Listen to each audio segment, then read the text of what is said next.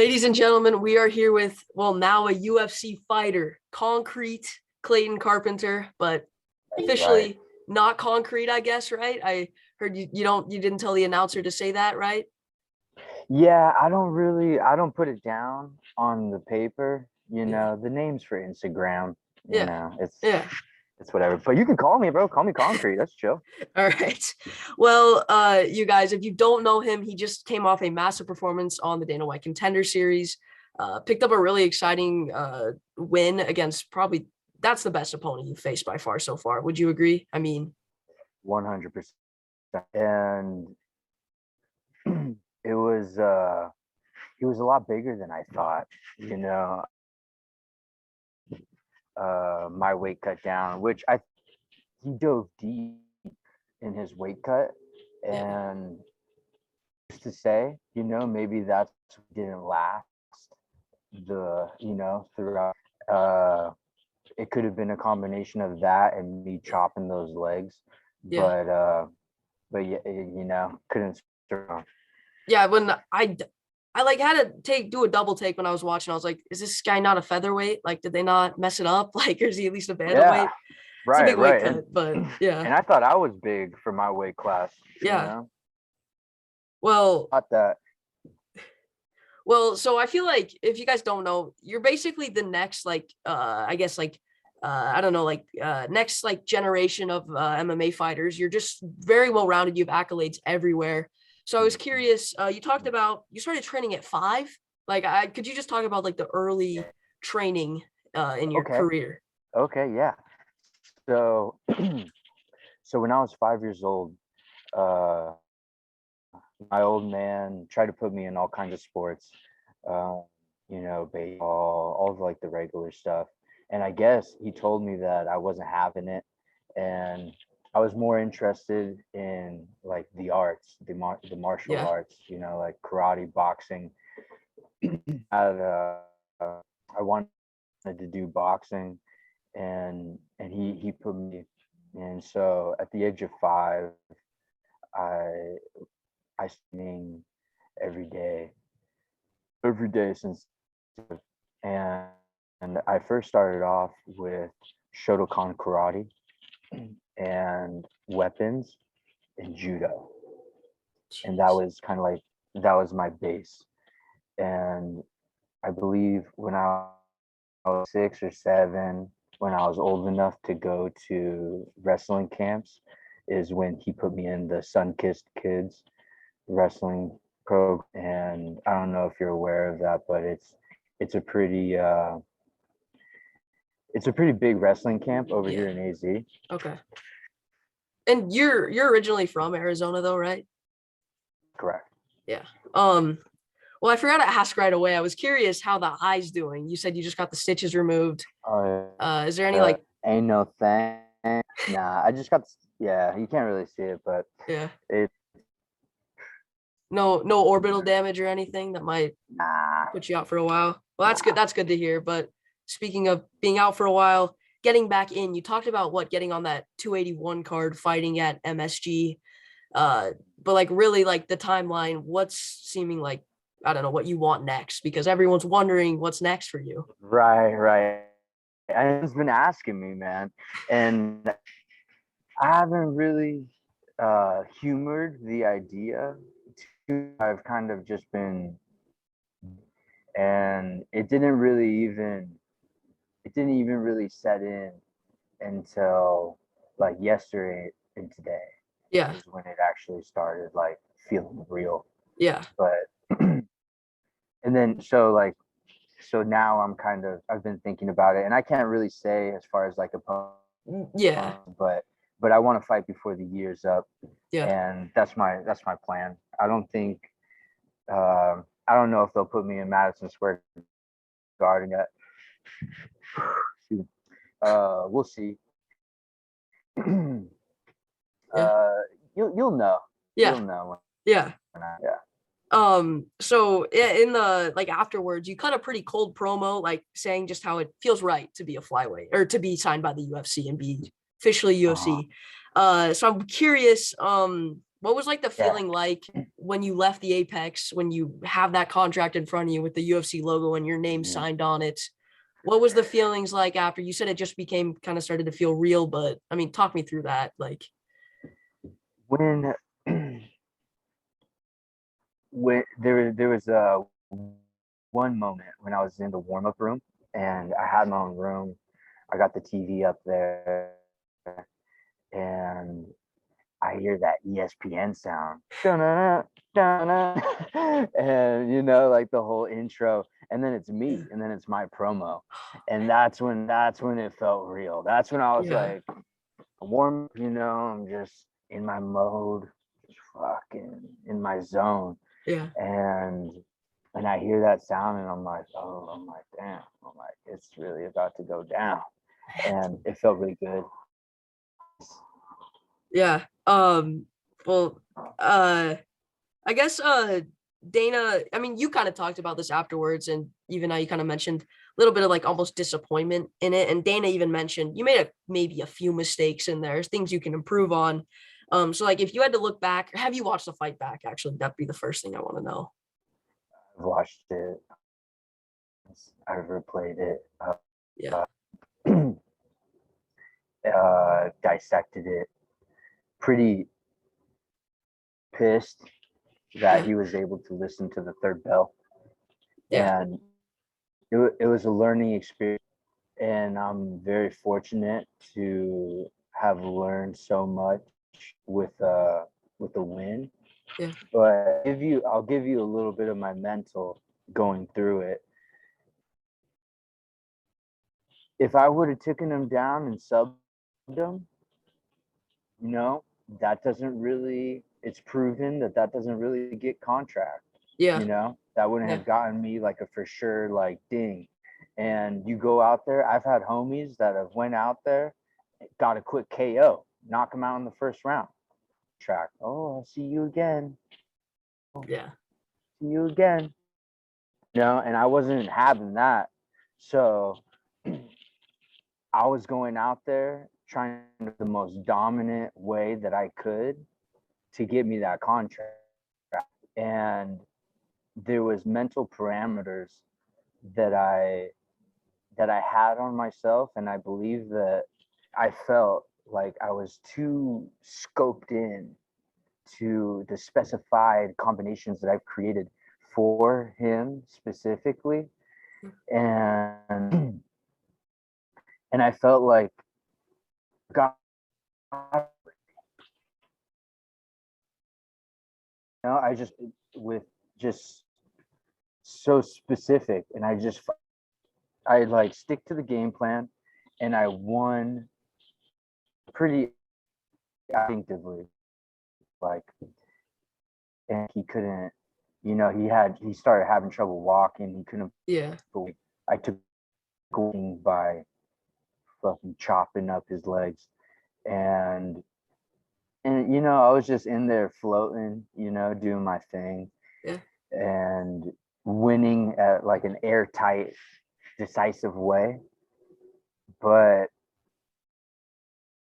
you know, like it's that contender series is weird, man. It's weird because you know, Bo Nichols got a quick sub, no contract. I'll see Yeah. you again. See you again. See you next time. You know, Yeah. I wasn't having any of that, you know. Yeah. I'm just like, nah, I'm like when and so the game plan was to take him down and finish him with strikes. You know, in a way. I'm like, all right, if I'm gonna get a contract, I'm gonna finish him with strikes. Yeah. And he clipped me in that first round with that shot. It wasn't shit, you know, like it woke and and then I threw a couple sloppy takedowns where I wasn't just like on top of it, and then it wasn't until first, the end of the first when they brought the doctor in to see me. I've never had that happen before. That was the first time I've ever uh, the first in general ever. Yeah. First time I've ever lost the first round. And then they're bringing in the doctor to come and see out of both eyes, and I'm just like, yeah, I can see, like, get out of here, I'm good. And but mentally, I'm just mentally, when they brought in the doctor, I'm like, oh shit, I'm like, it must look bad, and then I'm like, all right, it's time to turn it up, not get too crazy, and just be precise and win in it fashion, Yeah. but and like I did so. Yeah, I thought it was a really just entertaining performance overall, and that's probably why like you got the contract. Not all the time when there's decisions, but that was a high caliber guy, and you put on a performance. Right. So I was also curious about like your just ability to be just kind of like coachable in there. Like you went for a couple trips up against a cage a couple times that, I mean, they worked, but he eventually was able to like reverse the position, or just they didn't work. And your corner told you don't do that. And it seemed like you kind of like, or you made those adjustments in the fight, right? You made just tons of adjustments. And I'm curious, is all that combat sports experience, do you think that's like the main reason, or have you just always been a super coachable athlete? Well, I've been doing it for a little while. I think that everything has to do with the trust in this, and I would say that I'm a very coach athlete. I know my abilities. I have plenty of respect for my generals leading me, and sometimes on different parts of the game, it's nice to be reminded. I have so many tools that it's not reminded of specific tools that I may be forgetting about, Yeah. and I can hear my coaches on a. It doesn't matter which arena, it doesn't matter anything. I can hear those voices, and I trust those voices. Say that I'm a pretty coachable fighter. Mm. There was one fight with, I can't remember, but it was early in my professional career, and was cornering, and I was in the second round. I had him up against the cage, and he was just coaching me through the position, and I just did everything he did. T. And afterwards, he's just like, bro, he's like, I felt like I was playing a video game. As soon as I said it, he's like, you were fucking on top of it, And so I guess, I'm pretty coachable, Yeah.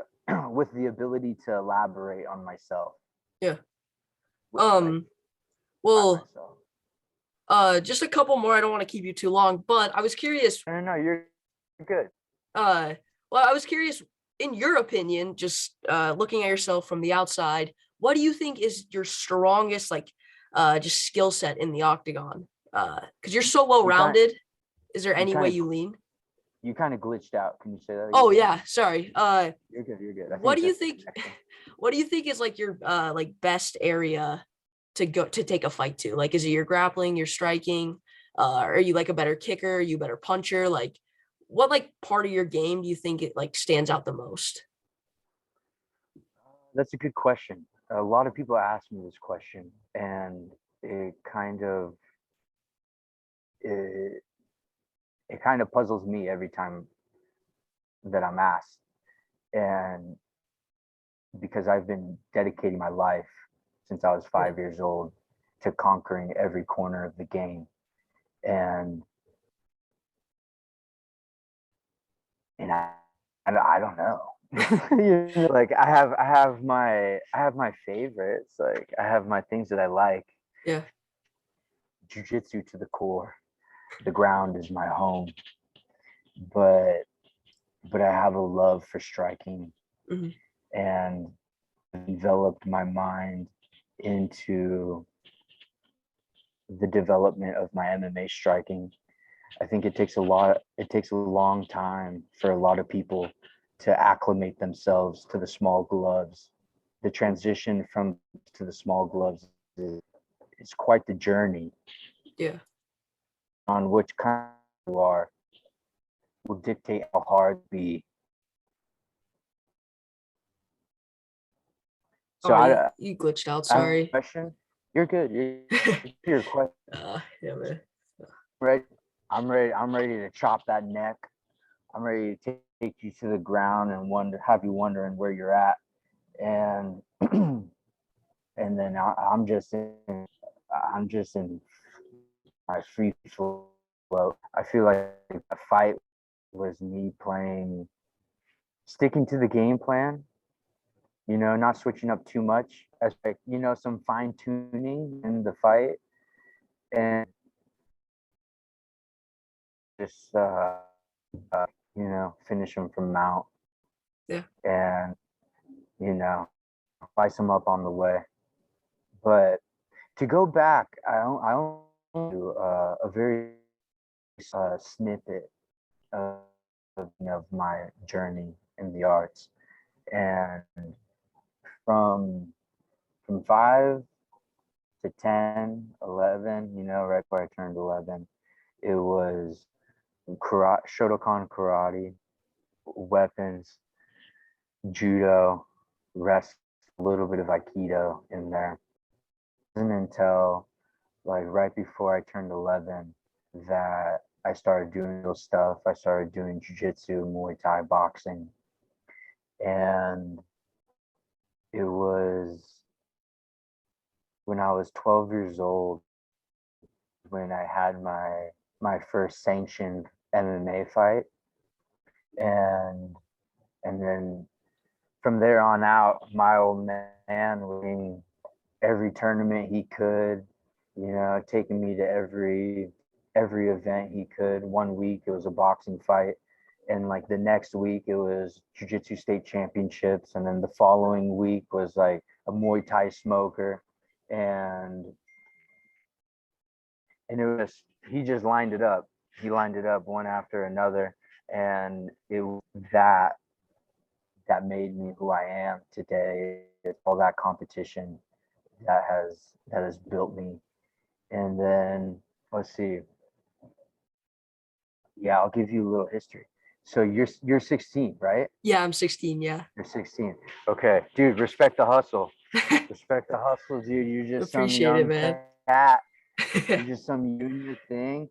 That one video you made of like Shwazy, Steezy or Shwazy, whatever rapper, you were like critiquing his like boxing. Dude, Yeah, man, that's like hilarious. yeah, bro. man, that's like what I've been leading into. There's all these like YouTubers doing all these fights, so it's just kind of funny to critique it. Yeah. Let them know, dude. Let them just like you're telling, you're like, he ain't even turning his punch over, like the elbow looks like shit. Dude, I thought that was hilarious, bro. Keep letting these doing it, dude. It was funny. I thought I appreciate it, man. Yeah. And then video you made on like Sugar Sean and kind of assessing where he was, and like you were giving some accurate opinions. Yeah. And it wasn't like, you're just some like 16-year-old don't know what the hell you're talking about. Yeah. It was actually like pretty good. I appreciate it. And even roasting, those rappers, dude. Oh yeah. But you're 16, okay? When I was 15 was the age I was when I won Muay Thai Nationals. Okay? Wow. So I win Muay Thai Nationals and I make it. I was eligible to be on Team USA to go Muay Thai World Championships out in St. Petersburg. St. Petersburg. And so my father, told, I was a freshman in high school, he goes to my school, he tells them that I made it on Team USA, like I'm going to be away for a couple of weeks to go fight in Russia. And then my school told my old man that if I take that much time off of school, excuse me, if I take that much time off of school, they're going to make me redo the year. And then my dad just gave him the finger and put me on online school, and that was Wow. my path from there on out. Wow. He put me in online school so that I can train 5 hours a day, like real hard, like Yeah. hard jujitsu, Muay Thai, boxing, and that was just my life. I didn't even, during that whole high school era, I just played COD and I played WoW and went to the gym and and just like Yeah. fake. Yeah. Man. That's nuts. That's awesome. Real quick, I was wondering, can I get your thoughts on the whole the flyweight division? Just overall, if you've been paying attention, what's going on at Uh, the top? I've been paying a little bit of attention, and I've only really had a few that I know I'm gonna encounter in a little while. And I mean, it's fun for me, it's fun for me to just analyze all these Yeah. fools and start game planning, too far ahead. But in retrospect, it's all the same, Yeah. you know. Yeah. Sometimes I think it's too much to dive too deep in depth of like, these specific guys. The fine tune, and I've just been having fun sharpening my Yeah. skills. Yeah. Yeah, Well, and actually, oh yeah. sorry to interrupt, No, you keep going. You but when keep I okay, all right. So when I was your age was when I won. When I was 16 was when I won the spot out, and I got these suckers.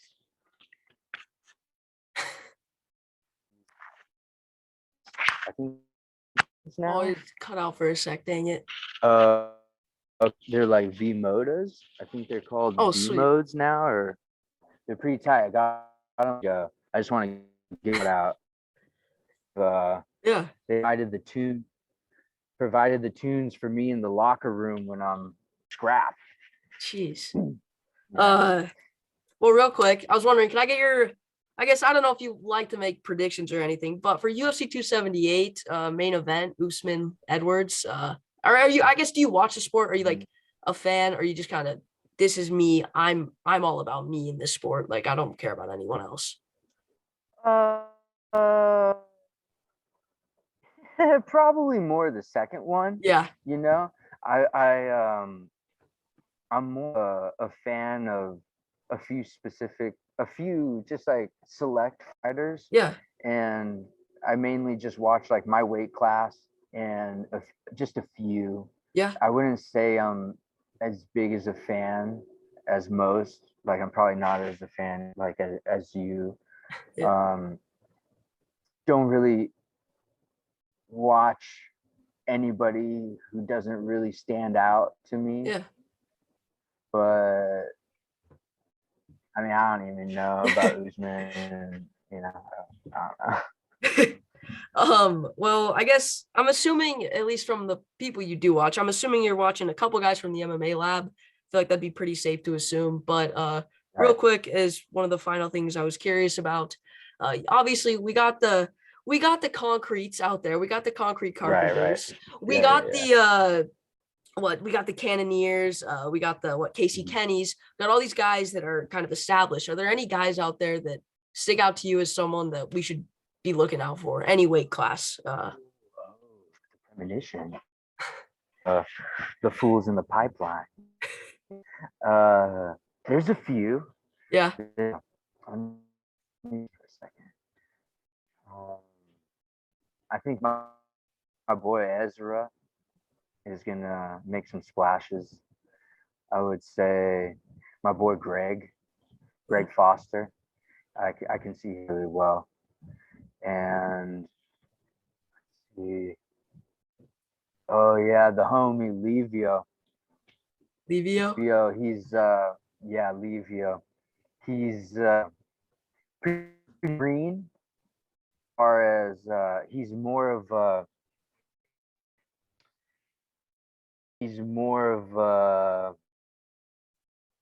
around he's a jiu-jitsu artist Yeah. and damn good. And I've been helping him sharp up his striking, Hmm.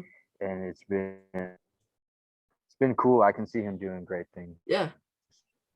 Well, I mean, that's pretty much all I have. Obviously, I'm sure you're a busy dude, but one last thing. I mean, anywhere anyone can follow you. I know it's not the biggest channel in the world, but if you guys want to follow Concrete Clayton Carpenter, where can everyone find you? Concrete Clayton, it has its own little ring to it. Like you can. I don't really, get down with the twatter, Yeah, uh, but I'll hop on there every now and then. yeah, And one thing I would just like to say, give a shout out to all the gyms. If you're out here in AZ, and if you want to, dabble in the arts, or let's say you got some kids, you want them to be able to walk through adversity, then there's a few places where you can train. yeah, And the jiu-jitsu school that I was raised in is Power and Baseline, Maracaba BJJ. There's a few Muay Thai schools if you want to understand the striking world. That's Danny Brandt Muay Thai. And if you're in Chandler, then Seton is the move. If you're way on the west, or I'm sorry, way on the east side of AZ, then Two is where you should maybe, play around. could you repeat that last one? Sorry, you cut out for a sec. Yeah, you're good. If you're on the east side, Two Knuckle Sports is where you can play around. Yeah, and then the MMA lab in Gilbert, or the MMA lab in Glendale. That's where we're at. That's Yeah. where we'll be. All right. And I also want to give a shout out to my, want to give a shout out to my homie's bee farm. And, a lot of people talk about the top 10%.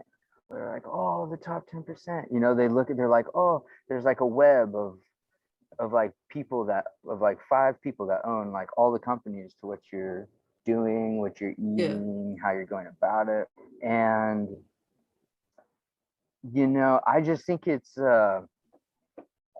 quite the contradiction, be talking about the top elites but not supporting small businesses. Yeah. You can't be looking up and be like, oh, the invisible percent, and then all you do is eat at McDonald's and shop at Walmart. Yeah. Because you're kind of eating the hand that you're cursing. Yeah. So support small businesses. There's my homie's bee farm. It's Black Hills Honey Farm. They got some pretty nice moisturizer and kinds of stuff. They got stuff for BDs, and they have the most fire honey that you can ask for, and it's all organic. She makes his mom makes some way go blackberry honey. She makes all these infusions, and I'm a big tea guy. I do a lot of hang out with tea more than I do coffee, and it's perfect. It's so amazing with the tea, and yeah. So just want to give them a little shout out. All right. Well, that's awesome. I like that message too. That's a one that a lot of people should start to get behind. Because thank you for joining us. Sorry. Mm-hmm. Thank you for joining us. I just really appreciate it, man. Yeah, I got a lot of respect for you. Just be sure to happen for yourself, and putting a lot of content out there, and I thought a couple of your videos were pretty funny, and I hope you do really well, man. I appreciate it. And Yeah. I'm sure we'll be talking again in the future when you're at the top of the flyweight division. That's right. All right.